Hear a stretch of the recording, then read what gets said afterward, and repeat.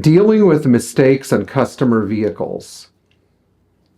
This is one of those videos that I don't know. I didn't really want to have to make a video like this, but I think it's important that I make it, maybe not for my subscribers or for myself, because I want to talk about what it's like when you have a $15, $20, $50, $60,000 restoration you do in a car, and there are some issues or errors or mistakes.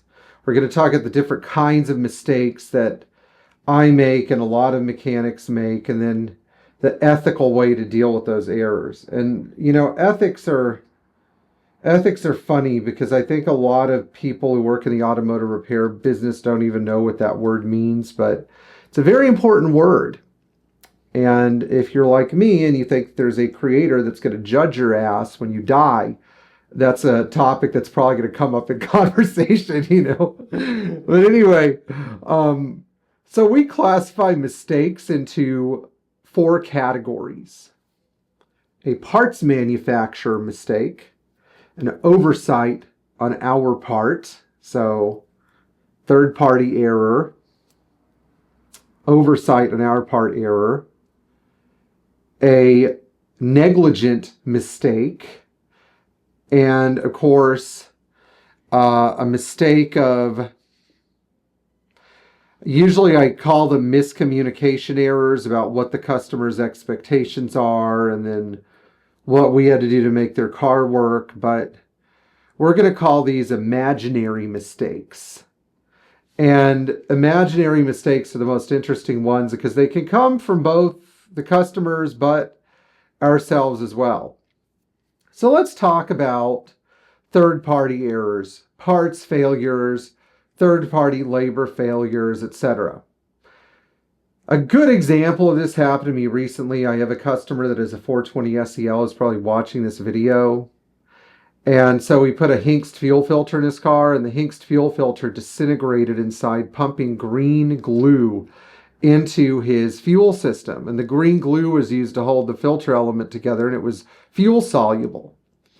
And so what a lot of people don't realize is that when we buy these Hinkst filters, we buy them from WorldPack. You might buy them from Auto House Arizona, or you might buy them from, you know, Rock Auto, but they all come from the same manufacturer. The manufacturer sells them to the part supplier, and the part supplier is responsible for holding the warranty for them. The whole problem with this is that often the part suppliers will warranty the individual part, but not the damage the part does.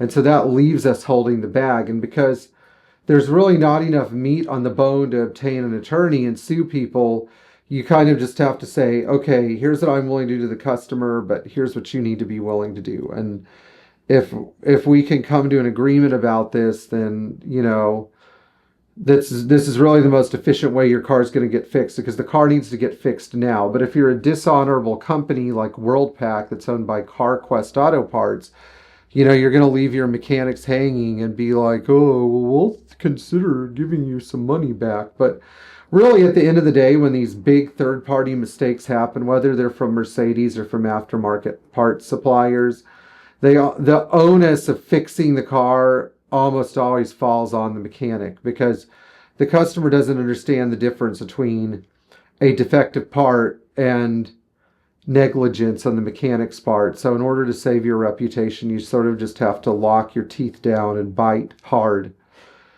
The next item we're going to talk about are oversights. And so it's interesting because what constitutes an oversight is a vague term. So oversight to me might mean we were fixing a car, and when we installed like an oil line, we didn't tighten it enough, you know, because obviously we're not trying to strip any fittings, but we didn't tighten it enough, or we didn't go back and recheck the bolts in a valve cover gasket, and then it started to leak oil. So that's an oversight on our part. But that might mean something different to a customer. So an oversight on a customer's part might mean there was a tiny vibration in the car at 80 miles an hour that we didn't resolve. And so now we have to pay to have the car shipped back to our shop to get that item fixed, because we did a bunch of suspension repairs, so there better not be any vibrations in the car. And you know what? I can agree with that. Like, if you're spending several $1,000s to get your suspension repaired, then that oversight is a legitimate concern. And the thing is, these issues have to be reported to the customer. A lot of the time, you get a version of get home-itis. It's called get the car out of the shop-itis, when you have a car in the shop for 12 months or 18 months or 2 years and it needed a bunch of work, and you have to deconstruct the entire car and sort of figure out where all of its problems are and put it back together. And you're like, oh, a little vibration at 80 miles an hour after we rebuilt the engine, the transmission, the front suspension, the rear axle, you know, the whole HVAC system, took the whole car apart, basically had every part of the car touched, and it's got this little vibration, whatever. But that's the most tangible part of the car to the customer, the driving experience. And so you can't really blow those concerns off. And a lot of shops do, and I try not to, but there are times when I'm like, man, you know, this is not going to be easy to resolve, but I have to find a path towards resolving it. And so often resolving these kinds of issues can really destroy your profit margin on a job if you're not proactive about dealing with them early on, because you could have to do a repair later. Now let's go to the next one, which are called mistakes of negligence. Now these could be split into two categories. Ones that don't affect the safety of the vehicle and ones that affect the safety of the vehicle. So I make both types of mistakes because, hello, I'm human, my staff are human. It's very hard to do this kind of work. It's not easy work. It's very difficult work. Throw on top of that, finding obsolete parts, engineering solutions for items, keeping a schedule with everything, testing each job you do to make sure that it performs according to the right metrics. You know, and you've really got yourself a very high task saturation risk, which is a term they use in aviation when a pilot is so overwhelmed with tasks that their competence starts to drop. So task saturation is the number one cause of mistakes of negligence. Now, some mistakes of negligence are totally harmless. Like, oh, Pierre, when you put my climate control back together, one of the light bulbs behind the panel fell out, and you didn't test the light bulbs and make sure that they were all working. So I have 4 light bulbs that are working instead of 5. You know, okay, I understand. That makes sense. That's negligent. Or you didn't actually check the odometer. The odometer in the car doesn't work. You did all these repairs in my car, but I don't have a working odometer. That's a repair. That's not just oversight. That's negligent of me because I didn't check the odometer to make sure it was working. But other types of repairs of negligence are more dangerous. So I remember on a 560 SL recently, I didn't tighten a brake line all the way. The car lost a bunch of brake fluid. The braking performance was diminished. I had to go to where the car was and tighten the brake line, bleed the brakes, fix the system, make sure it was working right. You know, so I had to give up a day to go essentially perform what was a 10-minute repair. But because it was so remotely located, I didn't even want the car moving out of the parking garage. So sometimes I feel like I make these kinds of mistakes because there's just too much on my plate. And a lot of the time, like, if I always tell my customers this, if you think we make too many mistakes or you think we're incompetent, then don't send your car here.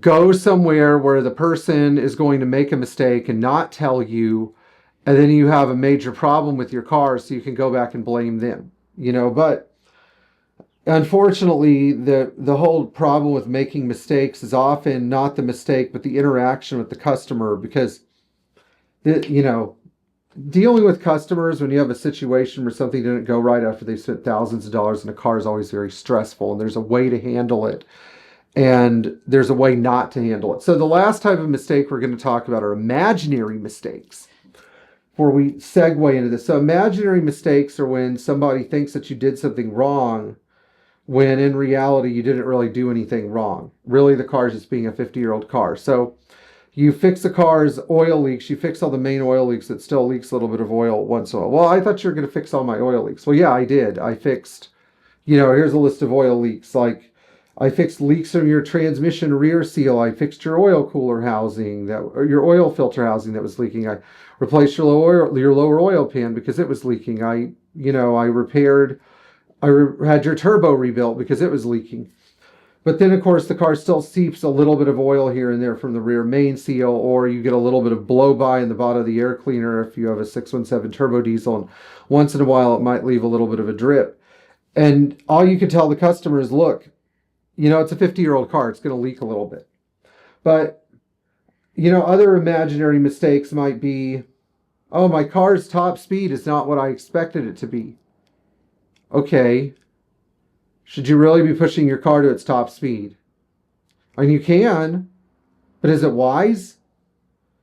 These are often areas that are very sensitive, and they require a lot of analysis really to determine if a mistake was made or not. But this is part of the failure of the business model when you have cars going out all over the country, which I don't like that about our business, but it is the only way that our business is able to do the volume it is. That I can't deal with just people in Central Florida, which I used to deal with. The money just wasn't here, wasn't available. I try to keep most of my customer base in Florida. If there's a problem, I usually fly out. So it's easier for me to fly into, let's say, Atlanta than it is for me to fly into like Minneapolis. But, it's a toughie. It's a real toughie. So one of the other things that I was going to talk about was how to deal with these situations with customers. And these situations are tough because often the first thing that most mechanics jump into is deny. I didn't do anything wrong. I don't know what you're talking about. Or avoid. You cannot deny and avoid. You have to say, if there's a problem with the car, the burden of responsibility to correct it is on us, and we'll get it worked out later. But if it's not our responsibility, you still have to pay us. Okay, great. Oftentimes, though, most customers don't necessarily want to hear that, and you probably shouldn't discuss it with them if they've just spent $30,000, $40,000, $50,000 making their car right. You can't just go to them and say, okay, but if I find something else, it's going to be another $5,000. Well, why didn't you find it the first time, you idiot? So you have to sometimes eat it.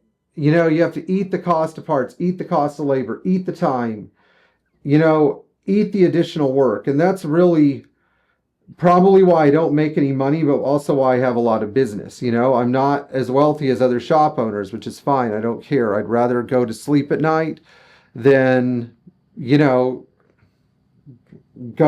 sit in my $1 million RV and look out over the ocean in my $1 million house thinking about how many people I screwed over to get it.